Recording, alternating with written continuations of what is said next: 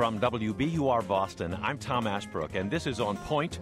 Former New Mexico Governor Gary Johnson didn't get a national convention with days of national network television coverage. But he's out there campaigning for the presidency of the United States as the candidate of the Libertarian Party. It would be a different USA if he ran it his way, much less. From WBUR Boston, I'm Tom Ashbrook, and this is On Point. Former New Mexico Governor Gary Johnson didn't get a national convention with days of national network television coverage. But he's out there campaigning for the presidency of the United States as the candidate of the Libertarian Party. It would be a different USA if he ran it his way. Much less government, troops brought home, no IRS, pot legal. Gary Johnson raises ardent supporters, maybe enough to tip the Romney-Obama race, and he raises lots of questions. This hour on Point, Gary Johnson, Libertarian Party candidate for president. You can join the conversation. Are you hearing the libertarian vision out there? Hearing Gary Johnson? Is it a fantasy? Is it the way?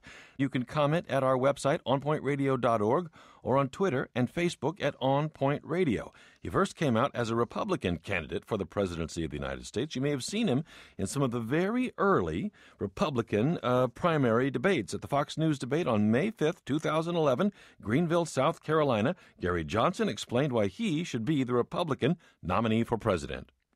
I think we're on the verge of a financial collapse unless we balance the budget, and that means some really, really tough choices that are all doable, and they're all doable under the context of a common-sense business approach to the way government does business and a cost-benefit analysis that goes along with everything that government is doing. Gary Johnson, 2012.com. It was not to be. Mitt Romney is that Republican candidate, but Gary Johnson is very much in the race as the Libertarian Party candidate for the presidency of the United States. Joining me now from Durham, New Hampshire, the former two-term governor of New Mexico, Libertarian Party presidential candidate Gary Johnson. Governor Johnson, welcome to On Point. Great to be with you, Tom. And just starting out, I'm asked the question all the time about won't I be wasting my vote? Let me pose this question: if everybody wasted their vote and voted for me, I would be next president of the United States. Well, that's true. That's true. What happened with that Republican effort, Gary Johnson? Why do you think, looking back on it, that didn't work out for you? Tom, I got a bunch of examples, but let me give you one and ask you how you would have dealt with the following. First of all, about halfway through the debates, they stopped issuing criteria for the debates. But CNBC, their first debate, they issued two criteria for the debates. One was to be at 4% in any national poll over the prior year. The other was to be registered to run for president of the United States.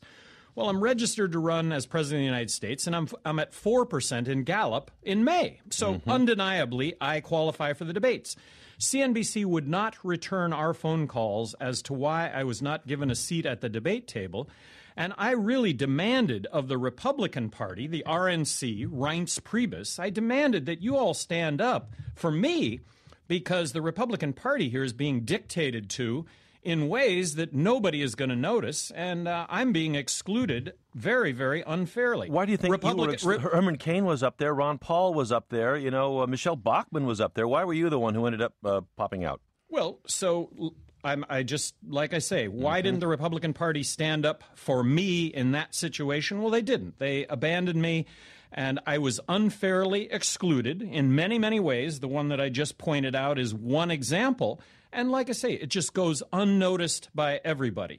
This is not the country that I believed that I've been growing up in. I've really been Pollyanna-ish regarding all this stuff. I really thought that running for president of the United States was going to be on par with running for governor of New Mexico, which I will say was completely inclusive. I mean, I was included in all the debates and all the discussions, and I was allowed to make my case. And, I did get elected governor of New Mexico in a state that is 2-1 Democrat. Yeah, fiscally responsible, socially accepting is how you describe yourself. Give us the main planks of the Gary Johnson platform, Gary. Governor? Well, first, you started off by talking about ballot access. I'm on the ballot right now in 47 states and the District of Columbia. Mm-hmm. Tom, we're litigated in the other 3. Mm-hmm. We believe we're going to be on the ballot in all 50 states. We'll see how that turns out. So there are other third-party candidates, but nobody's going to come close to 50 states. Nobody. So when I talk about my opponents, I'm going to talk about Mitt Romney and Barack Obama given this 50-state ballot access. So I don't want to bomb Iran. I want to get out of Afghanistan tomorrow, bring the troops home.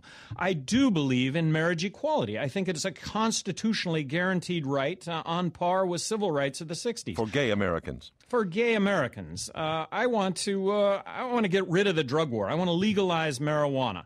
I would have never signed the Patriot Act. I would have never signed the National Defense Authorization Act, allowing for you and I as U.S. citizens to be arrested and detained without being charged. I'm the only candidate that wants to ground Air Force One. I'm the only candidate advocating a balanced budget now, believing that unless we do this, we're going to find ourselves in a monetary collapse. A monetary collapse, very simply, when the dollars we have don't buy a thing, because of the accompanying inflation that goes along with borrowing and printing money to the tune of 43 cents out of every dollar that we spend. And I really think crony capitalism is alive and well in this country. Well, how do you kick that in the rear end? I think you abolish income tax, corporate tax, the IRS, Internal Revenue Service, and replace all of that with a national consumption tax. In this case, I am advocating the fair tax, which I think really reboots the American economy. 23% on all purchases, is that right? That's correct. But before anybody falls off their chair, this ends up to be cost neutral, because if we use a can of Coke as an example, a can of Coke that sells for $1 arguably has 23% embedded tax, non-transparent tax in that can of Coca-Cola. You're going to bleed out all that non-transparent tax. Coke isn't going to have to sell that can of Coke for $1 anymore to make the same profit. By non-transparent, you mean everything they're paying for everybody else to pay their income taxes and everything else along the line? Yeah, Social Security, corporate tax. You're going to bleed all of that out. So the cost of goods and services is going to theoretically decrease by 23%. So it ends up being cost neutral. Coke will sell the can of Coke for 80 cents, make the same amount of profit. Cost neutral to you and I. It bleeds that non-transparent tax out of our exports. So that's really the answer when it comes to exports. Is it not regressive, heavier on those with less than on those with more, to have a sales tax essentially as your main source of revenue? So, Tom, a criticism of a consumption tax is that it is regressive, and that is a correct criticism of a sales tax. I am advocating one federal consumption tax. In this case, I am embracing the fair tax. It would be great if we could have a debate and a discussion over how to best implement one federal consumption tax. But the fair tax deals with that aspect of it by issuing all of us a $200 a month prebate check. So you get $2,400 a year. I get $2,400 a year, which allows all of us to pay for the fair tax up to the point of the poverty level. That's how a kind of counterbalance on the regressive face of it. Counterbalance on on what is a correct criticism of a consumption tax, that it is regressive for those at the lowest end. This is how the fair tax deals with that. Governor Johnson, above all, your big attack on deficit spending grabs the eye. I mean, you say you would cut the federal budget by 43% in year one of a Johnson presidency. How would you do that, and why? Well, of course, I can't promise a balanced budget. I can promise to submit a balanced budget. So that's my promise. My promise is to submit a balanced budget. My promise is to veto any legislation where expenses exceed revenue, believing that Congress will end up having to override that veto. But with those two promises kept, I believe that spending will be lower in that scenario than any other scenario that you could come up with. Well, let's just picture it. What would that look like if, by some miracle, that actually you were president, that made it through Congress, we're cutting the federal budget by 43%? How? Where? Well, Medicaid, you start off with Medicaid and Medicare. As governor of New Mexico, I oversaw the reform of Medicaid in New Mexico, health care for the poor. We took it from a fee-for-service model to a managed care model. We saved hundreds of millions of dollars, and we set up a better health care network. I believe at the time, if the federal government would have block granted the state of New Mexico 43% less money, done away with all the strings and the mandates, that I could have effectively overseen the delivery of health care to the poor. I would apply that same template to Medicare, health care for those over 65. Look, when anybody... Are you saying half the money but same care? Not the same care. It can't be the same care. We've got to draw new lines, but if we give it to the states, 50 laboratories of innovation and best practice, I think that's exactly what we will have. We will have some fabulous success that'll get emulated. We'll also have some horrible failure that will get avoided, but the notion of Washington top-down knows best, that's what has us in the predicament that we're in right now. A lot of people are going to freak out at the idea of nearly a 50% cut in Medicare, Medicaid, Social Security. Well, no. First of all, Social Security. Social Security is absolutely savable. Some tweaks to Social Security, but we've paid into this system. I am advocating the fair tax. So when it comes to fair tax, that would no longer be a withholding from your payroll check. That would come out of the proceeds of the fair tax. But Social Security, very simply, raise the retirement age. You could have a very fair means testing.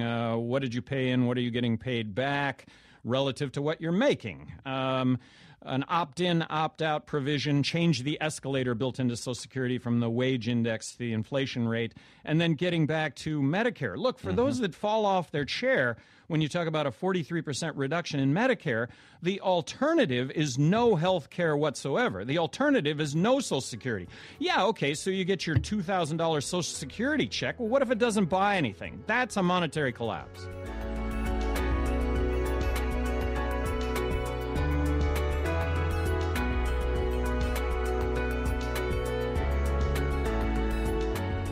I'm Tom Ashbrook. This is On Point.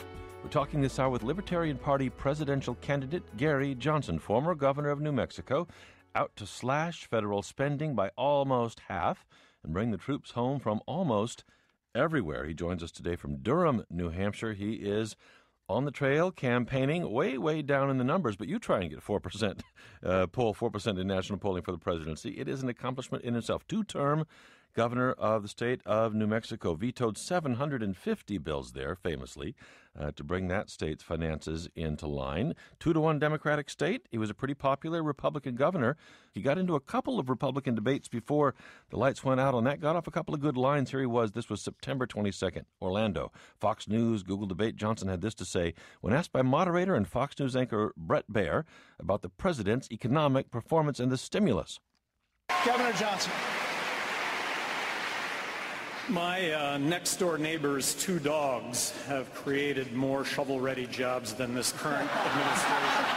A zinger there in the national debate from Gary Johnson. We've got lots of response, Governor Johnson, online here. Here's one listener who says, I wish him luck. I agree with many of his civil libertarian views and think the financial ones wouldn't happen, but all for you. But here's another from CC, says, slashing government spending prior to economic improvement, austerity. CC says that's dumb and dumber. What about that? If lots of people are talking about getting in and cutting big, but the pushback is if we do that right now, we sink deeper into an economic hole. What do you say, Gary Johnson?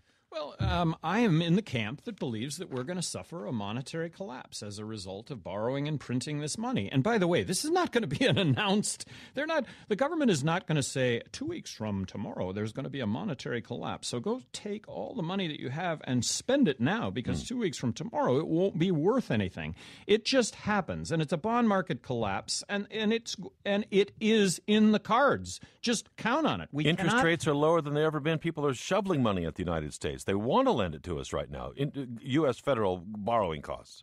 Well, so, Tom, using that as an example, how much of our debt is being purchased by the Federal Reserve? I mean, this is one of the issues surrounding audit of the Federal Reserve. How much of it? It's kind of an artificial market right now because we don't know how much of our own debt we're buying. It's a closed loop. It's Bernie Madoff with a printing machine. What would you do on the finance industry front? There was more and more kind of liberalizing of finance. Glass-Steagall came down. We saw what happened. The economy nearly collapsed. We've got a listener here. Response 2 says, Alan Greenspan was a libertarian, he writes to us. When the economy crashed and his libertarian view was proven incompetent, he said, "I'm shocked." Response writes, "The well-to-do come up with dream worlds. When it collapses, they walk away." What do you say? Well, first of all,